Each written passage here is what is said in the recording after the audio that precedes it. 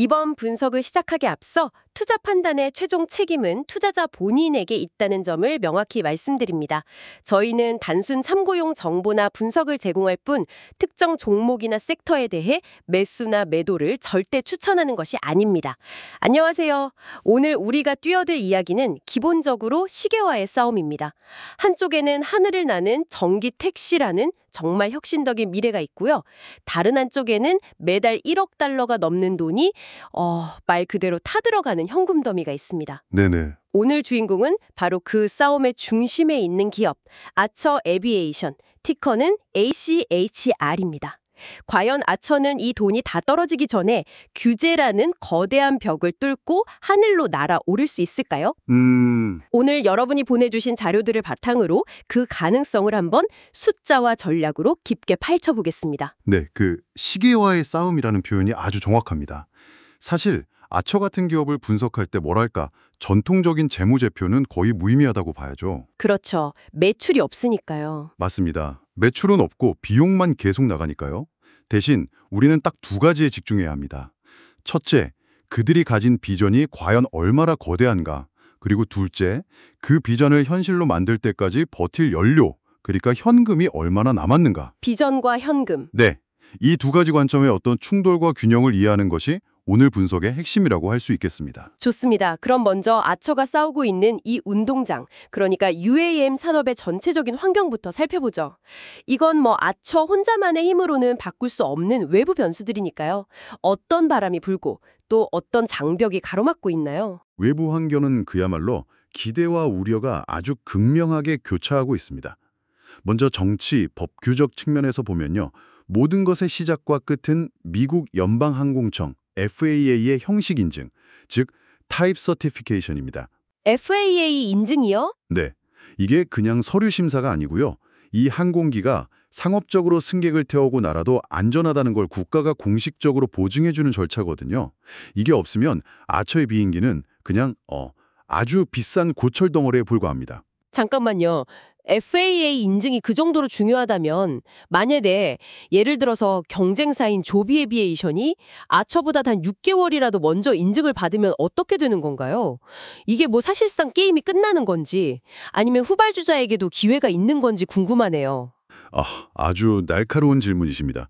게임 오버까지는 아니겠지만 시장 선점에 있어서는 거의 치명타가 될 수 있습니다. 치명타요? 네, 왜냐하면 먼저 인증받은 회사가 뉴욕이나 LA 같은 핵심 도시의 주요 노선을 먼저 선점하고 또 유나이티드 항공 같은 대형 항공사들과의 초기 파트너십을 독점할 가능성이 매우 높기 때문이죠.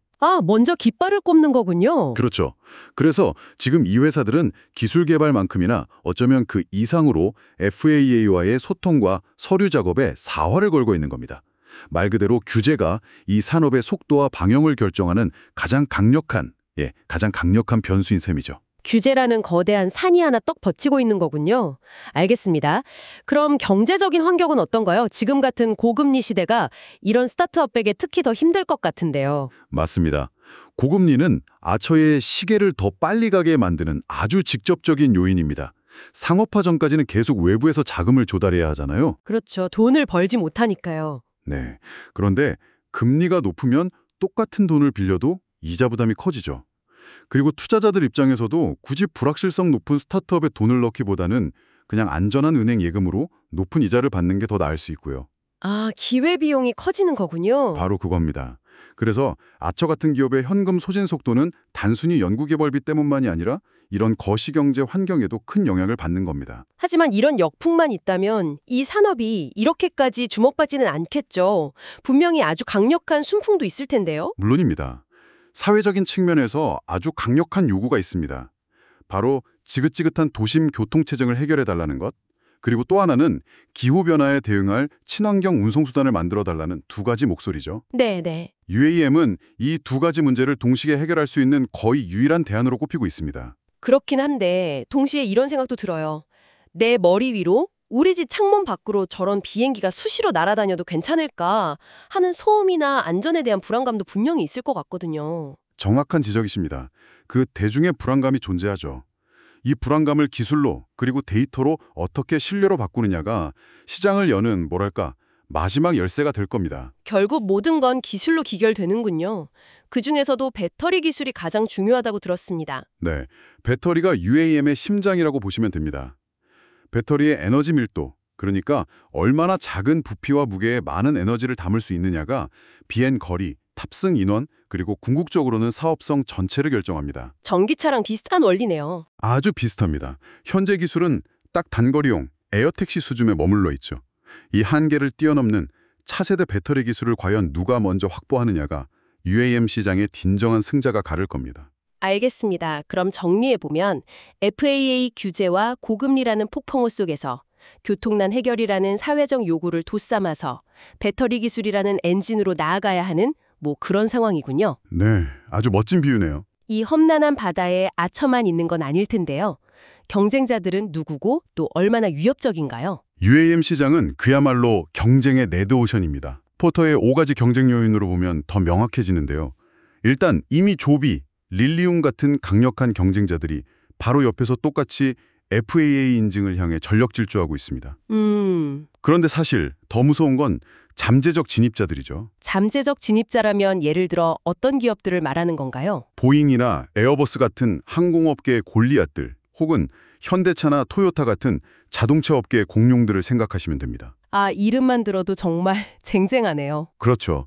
이들은 마음만 먹으면 막대한 자본과 수십 년간 쌓아온 제조 노하우, 그리고 글로벌 네트워크를 동원해서 순식간에 시장을 장악할 수 있는 잠재력을 가졌습니다. 그런데 왜 아직 본격적으로 뛰어들지 않는 거죠? 지금은 FAA 인증이라는 높은 벽 뒤에서 일단 관망하고 있는 거죠.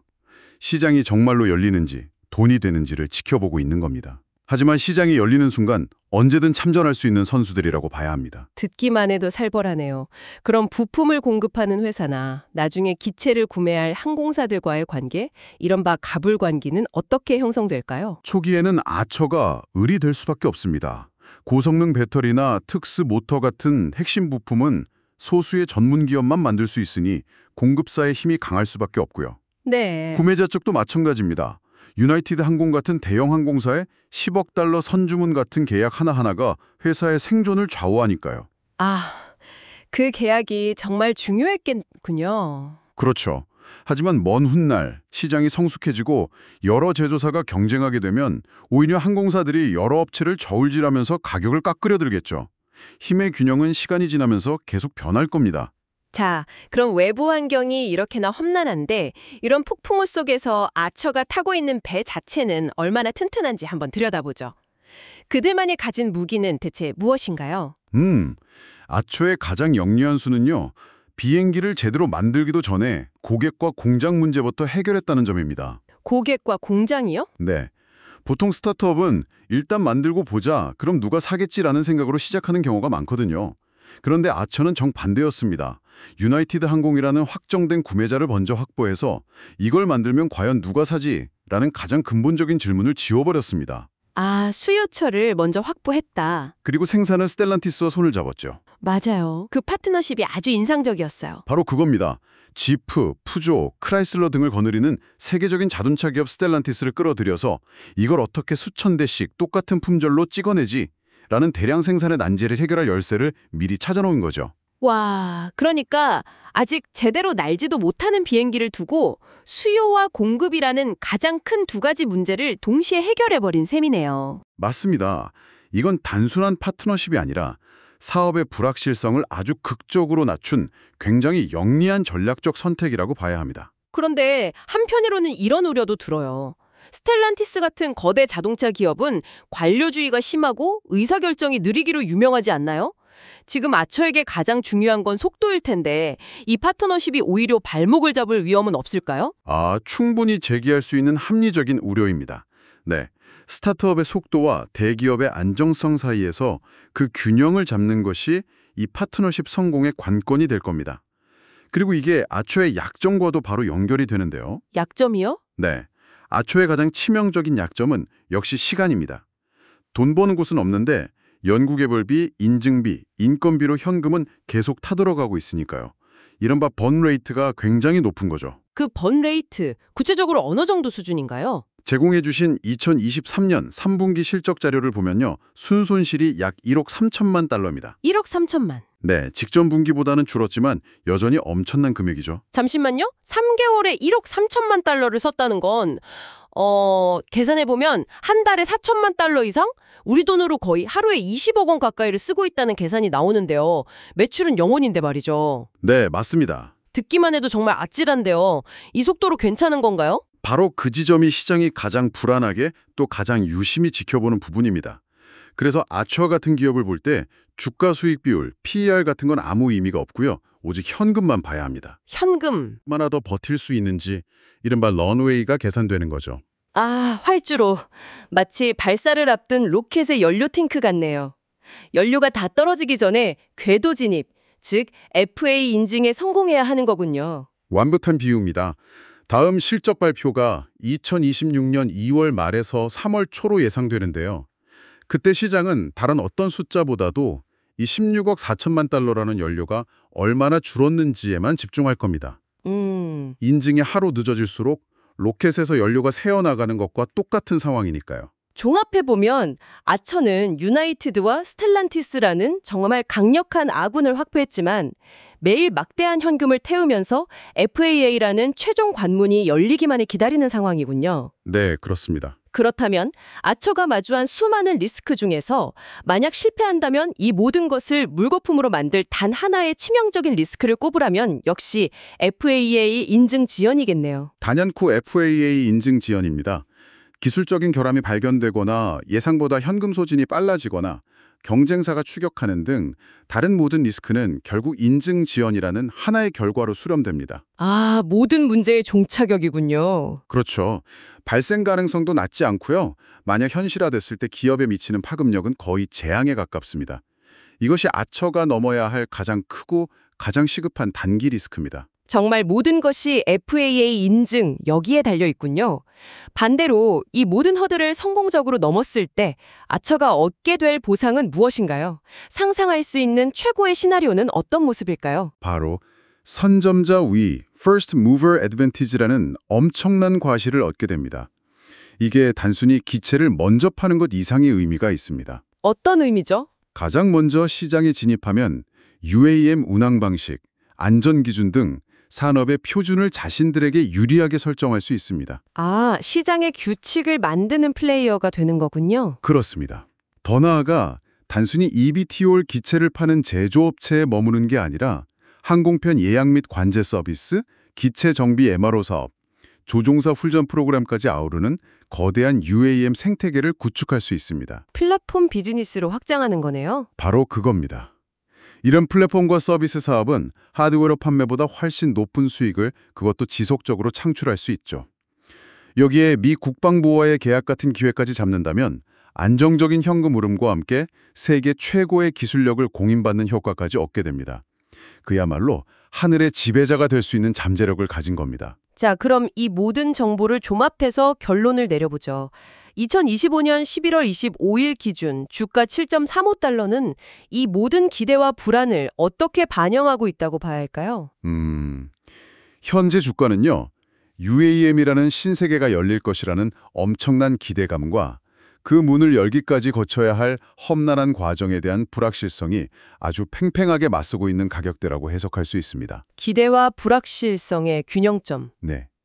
따라서 이 기업에 대한 접근은 안정적인 수익을 내는 기업의 가치를 분석하는 일반적인 가치 투자와는 완전히 다릅니다. 성공 확률은 낮지만 성공했을 때 수십, 수백 배의 수익을 기대하는 벤처 캐피탈, 즉 VC의 투자 방식에 가깝다고 봐야 합니다. 맞습니다. 오히려 아처가 투자자들에게 약속한 기술 개발의 이정표들을 하나씩 달성해 나가는지, 금고 속 현금은 계획대로 잘 관리되고 있는지, 그리고 가장 중요한 FAA 규제 관련 소식들을 계속 추적, 관찰하면서 단계적으로 그 가능성을 확인해 나가야 한다는 의미로 들립니다. 바로 그겁니다. 이 투자는 마라톤과 같습니다. 단거리 경주처럼 결승선에 먼저 들어오는 것만 봐서는 안 되고요. 매 구간별 페이스를 잘 조절하며 완주할 체력이 있는지를 계속 확인해야 하는 거죠. 성공의 과실은 매우 달콤하겠지만 그곳에 도달하기까지의 과정은 결코 순탄치 않을 수 있다는 점을 명확히 인지해야 합니다. 오늘 우리는 아처 에비에이션을 통해 UAM이라는 미래 산업의 현실과 가능성을 아주 깊이 들여다봤습니다. 기술, 자본, 규제, 그리고 시장의 기대가 정말 복잡하게 얽혀 있는 분야라는 걸 다시 한번 확인했네요. 네, 여기서 마지막으로 생각해볼 질문을 하나 던지고 싶습니다. 네, 말씀해 주시죠. 우리는 지금까지 기업과 기술, 규제와 자본에 대해 이야기했습니다. 하지만 이 모든 것의 마지막 퍼즐 조각은 바로 사람, 즉 우리 자신입니다. 사람. 네.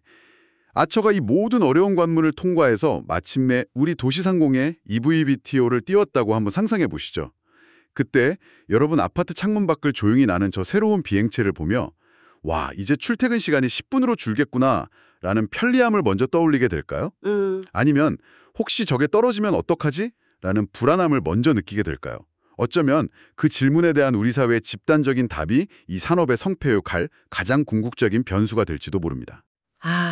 아주 중요하고 본질적인 질문이네요. 아무리 뛰어난 기술이라도 결국 그것을 받아들이고 사용하는 것은 우리 자신이니까요. 이 분송을 듣는 여러분도 한번 생각해 보시면 정말 좋겠습니다. 다시 한번 말씀드리지만 투자 판단의 최종 책임은 투자자 본인에게 있다는 점을 명확히 말씀드립니다.